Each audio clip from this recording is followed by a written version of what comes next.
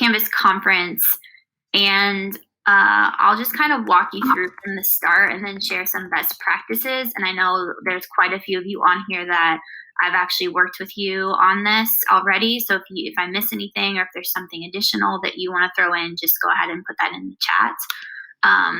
So starting with Canvas conference, this kind of came about as some teachers reaching out wanting to work with their advisory students, but then I realized actually this could be just used across the board as a way to communicate with students from a content level and an advisory level. So just kind of keeping that in mind too as we go through this. But as you look in Canvas, if you're with me or following on your own screen, I'm just going to choose one of my courses.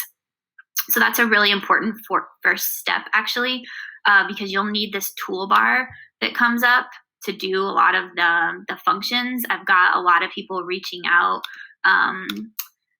who aren't able to find the conference function because they're not actually in their course. So you notice the toolbar doesn't appear. So you have to actually go into your course. And I always trip up on that. I always am like, how do I add my people? Or how do I add my assignments? I don't see my toolbar, but you have to actually go into the course. So once you're in the course, you click on conferences and add a new conference. And what I usually do is I name my conference by the date.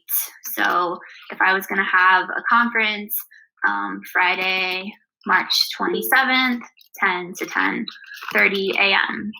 That way students can see when it is. And then, just give it a quick description. Advisory meetup. You can put a time limit on it if you want. I usually just don't have a time limit, not that it would ever go over an hour. For inviting course members, invite all course members here.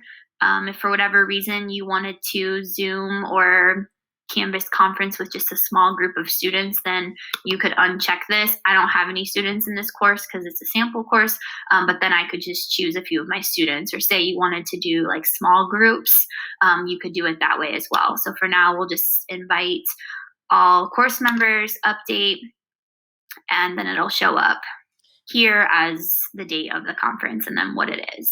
Madeline, can you show them how to enable that if they don't have the conference enabled? Yeah. As far as like the editing. Well, Laura Vanderhagen said that some people may not have the conferences enabled yet.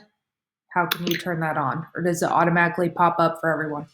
I haven't had that issue with anyone that I've worked with. The only thing I could see being an issue is like, see how this little I is here crossed out?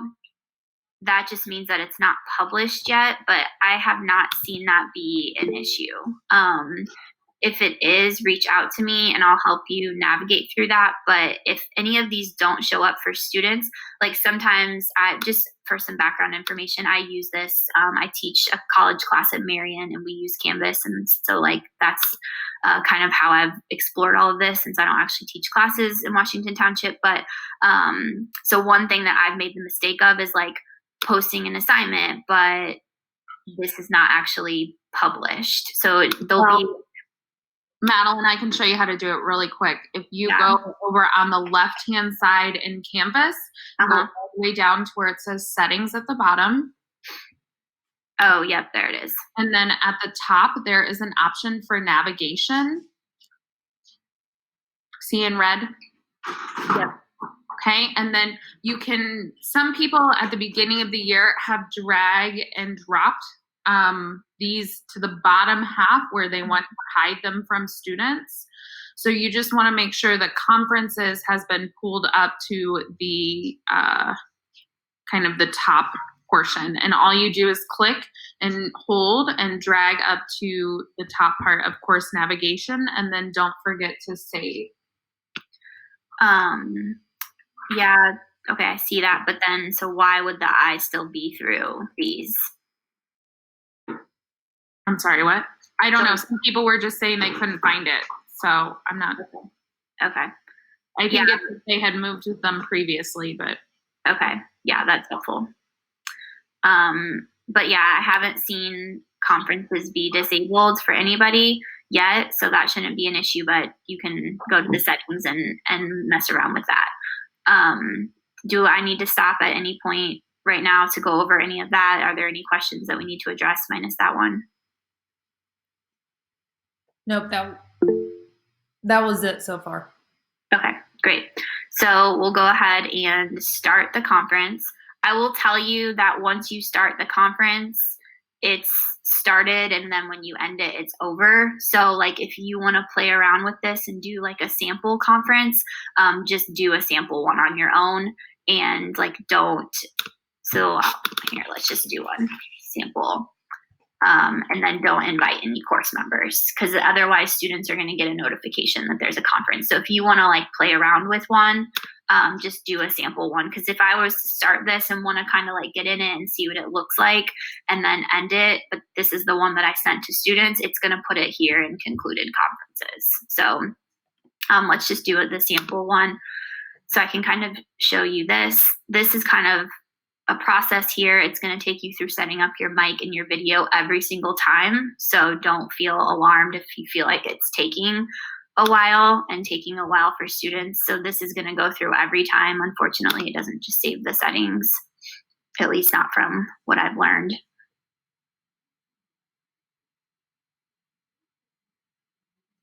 And this usually takes a second. So again, no alarm.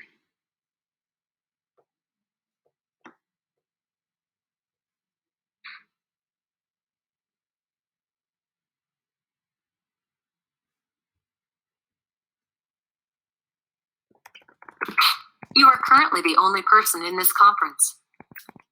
Okay, so then it won't automatically connect your video.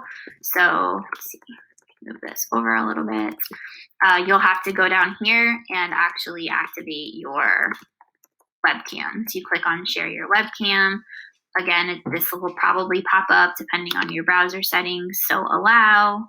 This you can all just leave and start sharing. And it's a little slower. I guess that would be one of the downsides of Canvas Conference. I feel like it takes a little bit longer than Zoom, which is a little bit more instantaneous.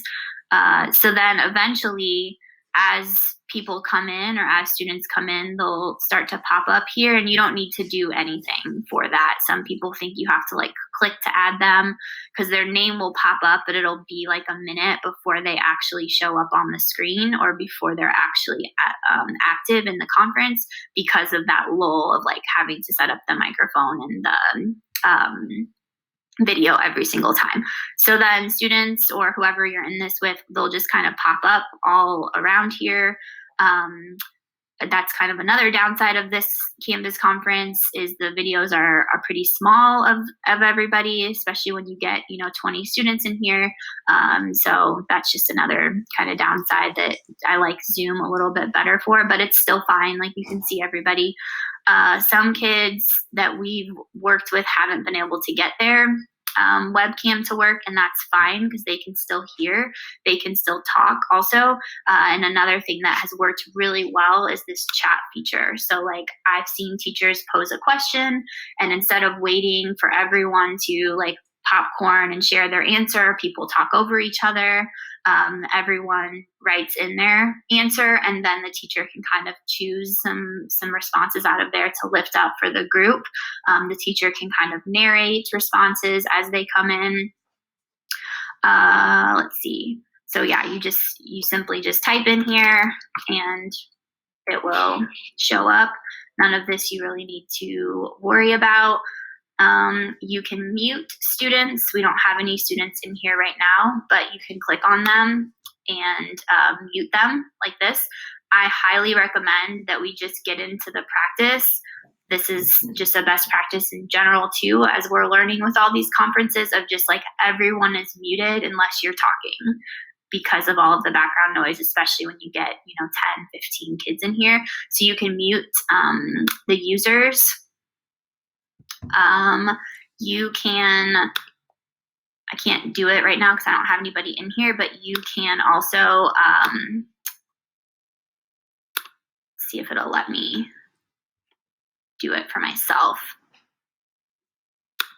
There is a way to also disable the ability for them to private chat by clicking on their name and just disabling that. It hasn't really been an issue from the teachers that I've talked with or worked with, but I just would set it as the expectation of we're only using public chat, and just model that for students.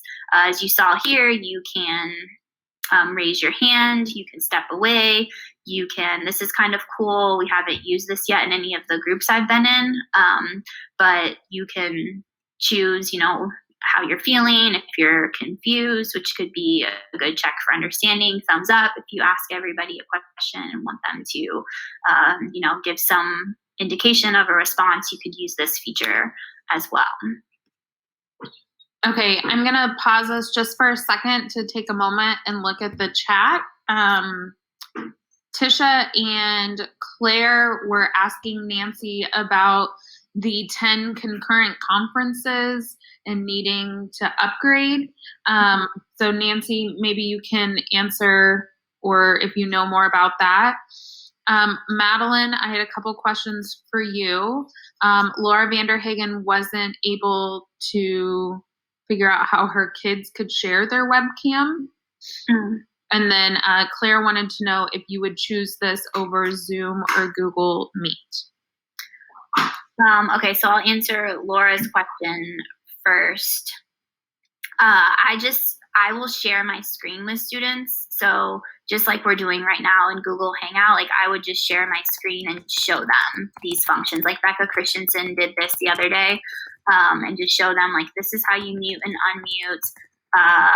This is how you leave the audio. So if for whatever reason you need to like step away, but you don't want to completely log out, you have to go eat breakfast, like whatever it is, you can leave the audio here, but still stay involved in the conference.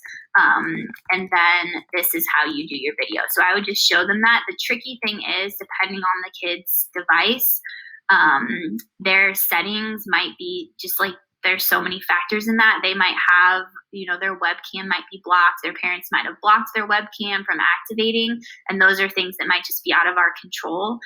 So if this doesn't work for them, like when that little screen comes up here that says block or allow, a lot of times what I find when I've done this with like some of my own students, is people just like get into the habit of automatically clicking block. So that might just be something that like, you walk them through or tell them next time, make sure you click allow. But like when I was in a teacher's advisory yesterday, there were a couple kids who just couldn't get the webcam to work. And so I just encourage them to participate verbally or participate in the chat. So there's lots of different options for kids. And then there was also a student who just like didn't want to have their webcam on, which is perfectly fine. So as far as whether I preference this, I personally preference Zoom. I just like Zoom. That is a personal preference that you'll figure out, which I'll show you in just a second. I like the graphics of Zoom better. I think it loads much more quickly. The benefit of Canvas, though, is that it's just one central system. Like everyone in our district already has Canvas. The kids are like, for the most part, comfortable with it. So that's just kind of my preference, which I'll show you Zoom in just a second, and you can make your decision. I think like as far as streamlining, because I know that's something that we're talking about a lot in this e-learning conversation, there's highs and lows of both. So like if we're all using Google Hangouts, then that's great. We have one streamlined system. But then I also worry if we're all using Google Hangouts like all the time, I worry about like bandwidth and all of that. So I almost think that it could be beneficial for everyone to maybe have their own platform that they prefer, or maybe go back and forth between the three so that we're teaching students some digital literacy skills and learning 3 different tools ourselves. So that's just kind of a personal preference. And then Nancy, I don't know if you have an answer. I have a hunch to that question about the 10 maximum, but I'm not sure if you have a clear answer on that. I do not. I'm not sure. I mean, I can reach out to tech and anything. I do not have an answer for that, but I can reach out to tech and see if they can upgrade or what it is. I'm not sure. My hunch, and don't quote me on this, is that has been lifted. I do feel like I read that in an email that the second emails have been really long. And so don't quote me on that, but I feel like I've read somewhere that that's been lifted, but Nancy will check on that. Stop. Any other questions with regards to Canvas conference? Shut up.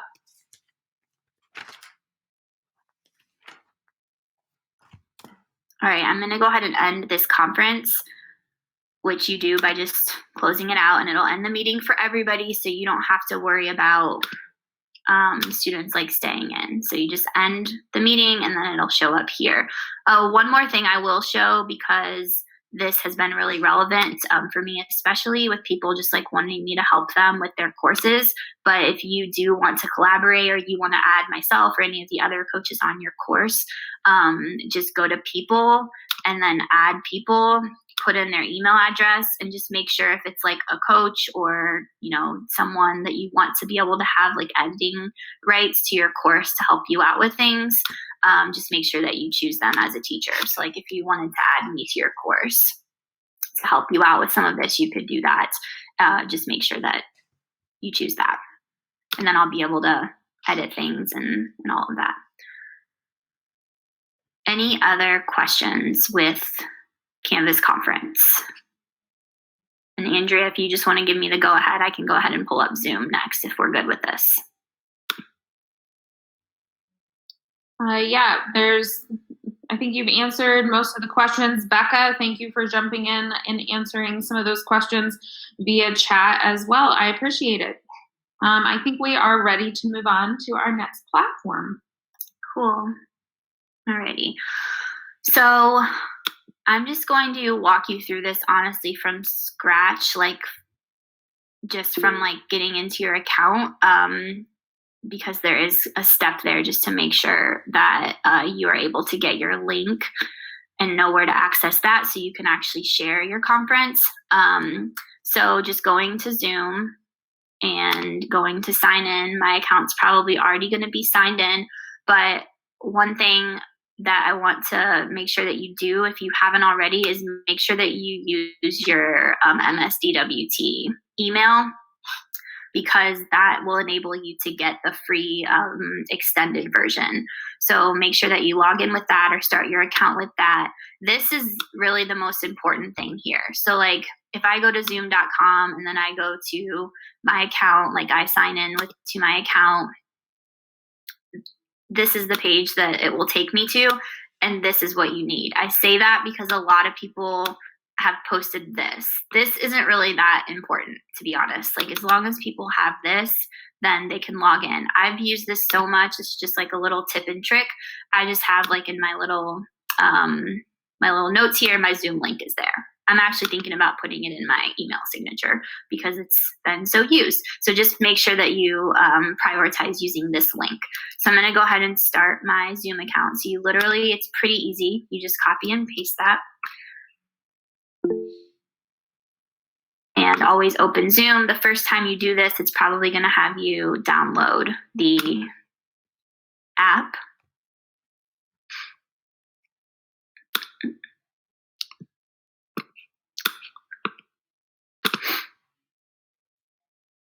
And a lot of people struggle with finding the video because sometimes like that black bar will go away. So you just move your mouse around and you just start video, and here's your video. So I like Zoom for a lot of reasons. One, I think that the pictures are a lot clearer, and the thumbnails of students and people that you talk with are bigger. The chat feature is pretty much the same in Zoom as it is in Canvas.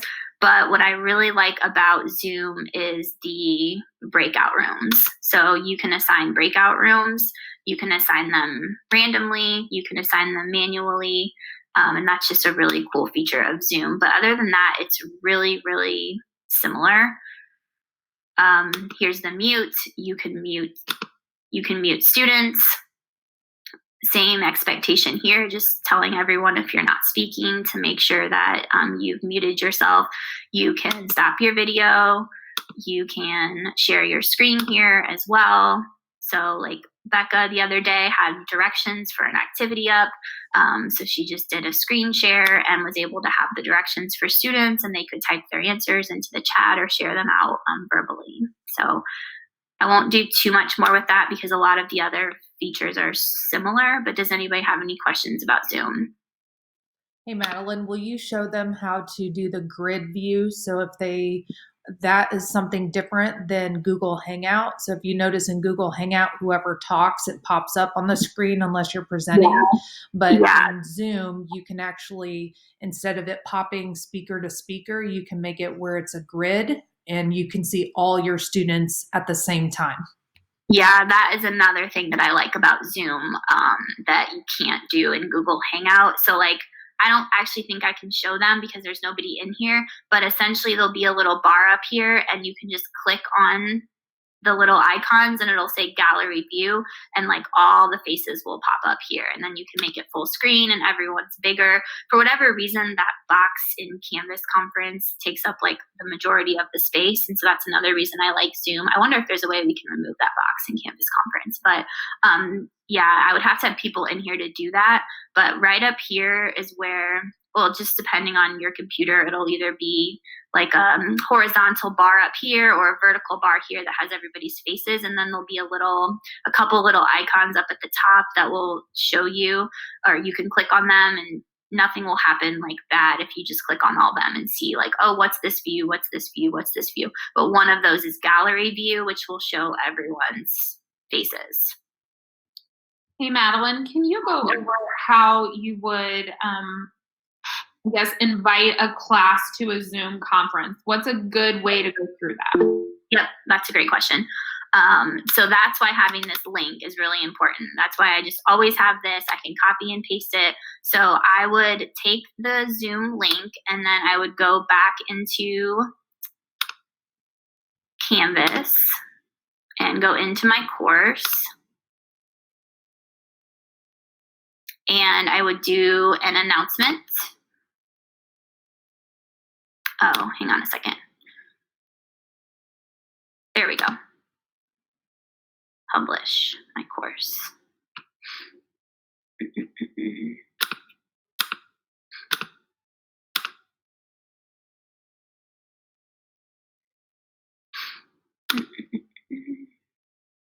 So I would do an announcement.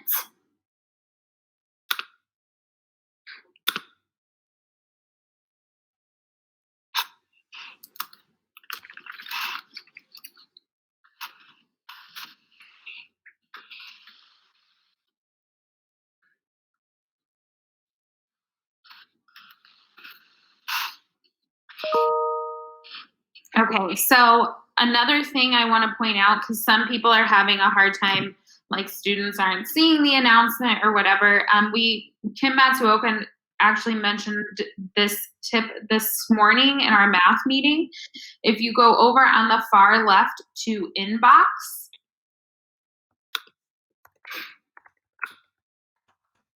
and then you can, at the top, there's a little pencil. And then choose your course. And then you can actually assign to all students or some of the students. And so this will send a message directly to them. We were just having some issues getting, our students reading the announcements and so this sends a message to them. So that could be an option for you as well if you're looking for a way to get this link out to your students. Yeah, that's great. So you can post it in announcements. You can even just post it so you can do announcements, you can do a message, you can even just post it like on your course homepage with students. I think what we found is like more is better. So if you can put it in all three of those places on Canvas, then there's more of a chance that they're going to see it. Okay, Madeline, we have a couple other questions on here. The first thing that's being asked is the whiteboard feature in Zoom. Do you mind showing us that? I don't use the whiteboard feature, but I know that Laura Vanderhagen used it. So if you want to hop on and show us that, I know it's through share screen. So if Laura, I mean, I can probably figure it out, but I've never used it before actually.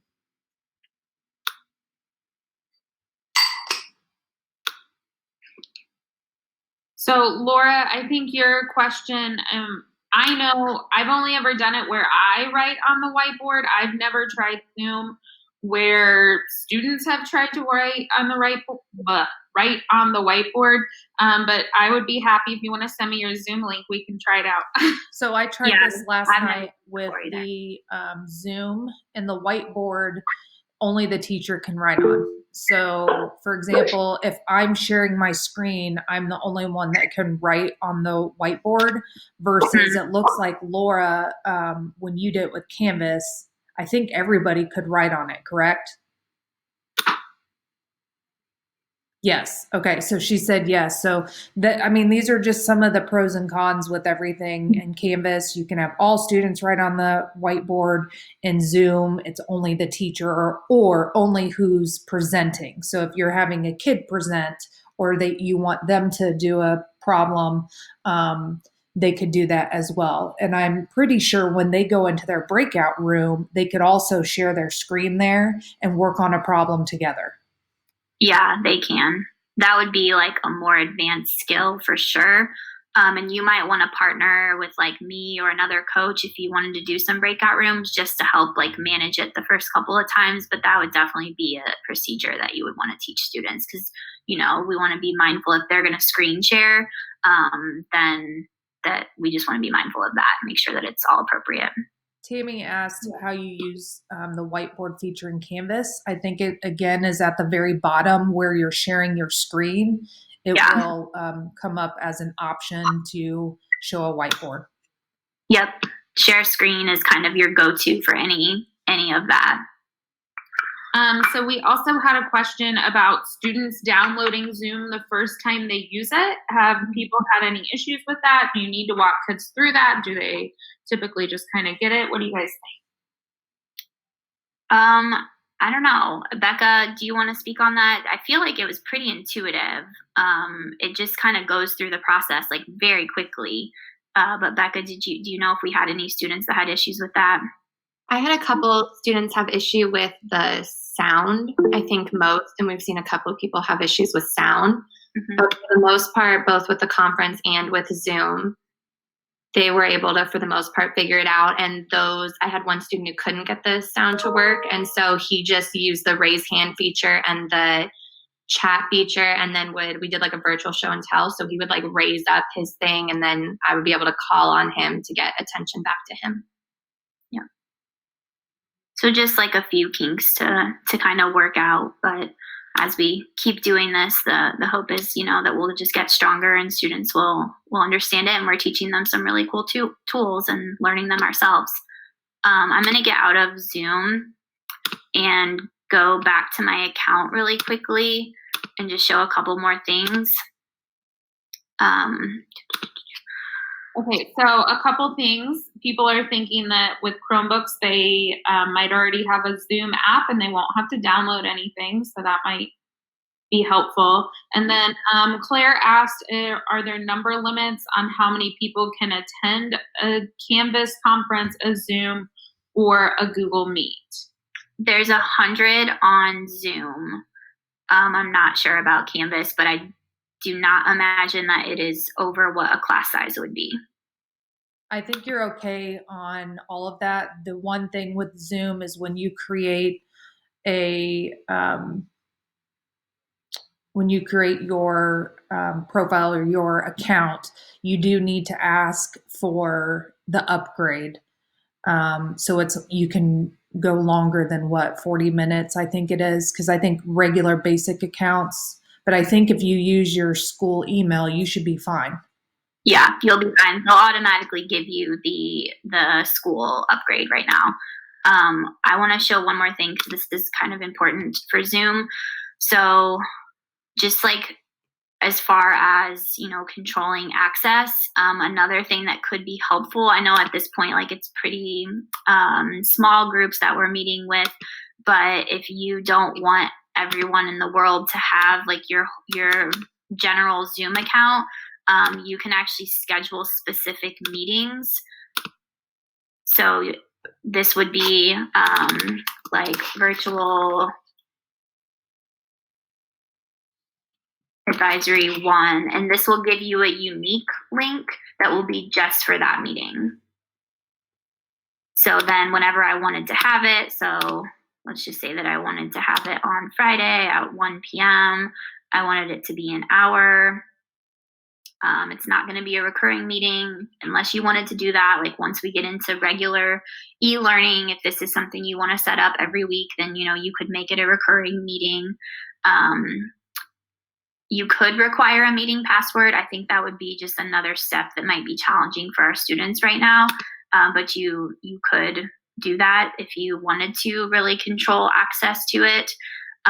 You can also control whether there's video or not, like whether you have a video as a host. Maybe you want participants to just join. You want to walk through a lesson, for example, but you don't actually want them to have their videos on for whatever reason. You can do that. You can control the audio, although I wouldn't probably do anything different with that. I would just keep it as both. And then there's a lot of different options as well. So enabling them to join before host, meaning like they can join the meeting before you. If you're going to make a specific meeting, I would probably leave that blank. That way, like when you get there is when it starts. You can mute them upon entry. I like that one as well, just because they come in just already muted, and then it's not loud and distracting. Let's see. You can assign the breakout rooms before, so you can create the rooms beforehand. If these are more advanced features, but just kind of walking through them. And then you could also record it. So if it was something that you wanted to do a model lesson on, you could record that. So then we'll save this, and it'll give you the URL.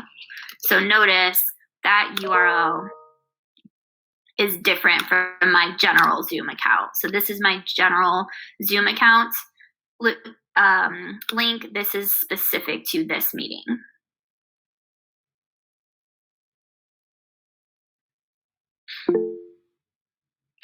Are we good there? Yep, someone asked if you can record on Canvas. I believe so. Yeah, I believe you can. Becca, do you know, did we record on Canvas?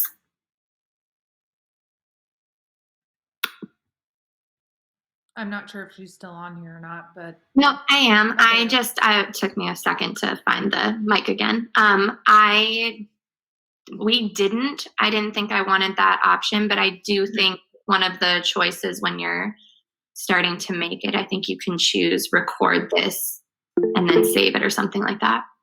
Yeah, I'm like 90% sure of that, but let me write that as a note to check on.